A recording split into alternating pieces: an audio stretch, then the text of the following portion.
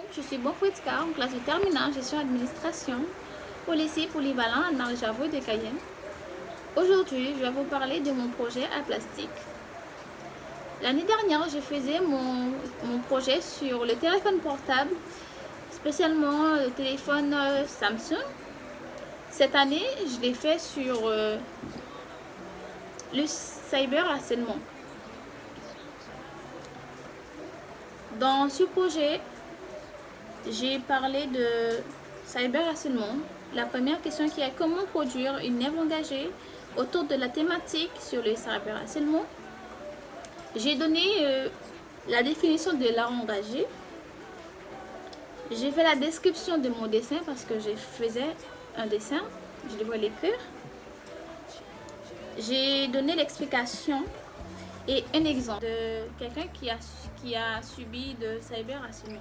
Pour répondre à la question comment produire une œuvre engagée autour de la thématique sur le cyberharcèlement, je produis cette œuvre engagée autour de cette thématique parce que le cyberharcèlement est une forme de violence numérique caractérisée par un harcèlement qui peut s'exercer via divers canaux numériques.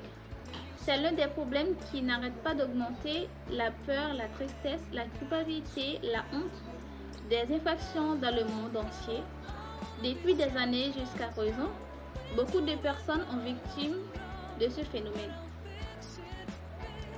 Pour la définition de l'art engagé, un art engagé, c'est une attitude de l'intellectuel, de l'artiste qui prenant conscience de son appartenance à la société, au monde de son temps, renonce à une position de spectateur et met son art au service de cause.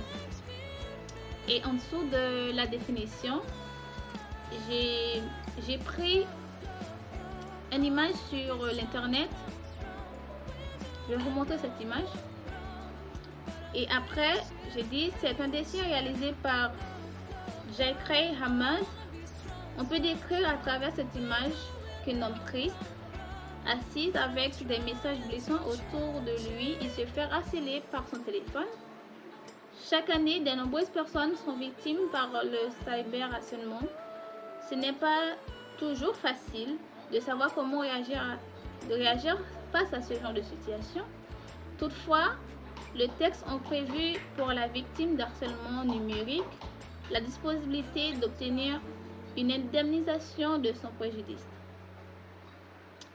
Ensuite, je fais la description de mon dessin. Je vous montrerai le dessin.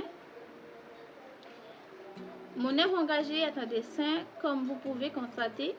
Nous pouvons voir clairement qu'il y a une fille qui se mise par terre avec un sac dans son dos et 3 téléphones portables de Samsung avec des messages, des commentaires méchants, des critiques, des insultes. Il s'attaque la jeune fille sur les différentes plateformes de réseau. Nous pouvons constater à travers l'image comment la fille est bouleversée parce qu'elle se fait agresser par ces gens qui se moquaient d'elle. Puis, nous pouvons voir comment la jeune fille se mise par terre. Elle ne sait pas comment faire pour épargner cette agression. Ils lui rendent sa vie impossible. La jeune fille brun avec un t-shirt rose et un pantalon bleu, une paire de chaussures marron et un sac marron sur son dos et 3 téléphones portables autour d'elle.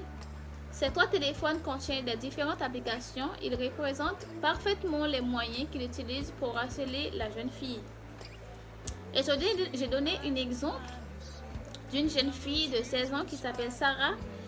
Elle a subi de cyberharcèlement sur plusieurs formes. Cet adolescent a vécu un enfer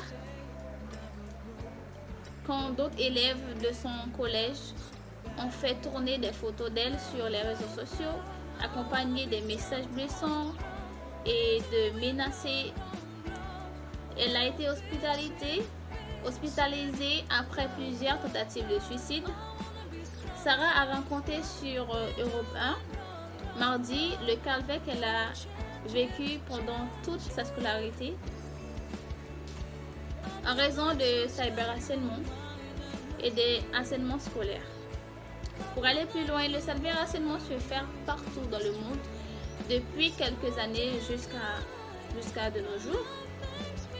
Elle peut prendre plusieurs formes telles que les intimidations, insultes, moqueries ou menaces en ligne, la propagation des rumeurs, le piratage des comptes et l'usurpation d'identité digitale.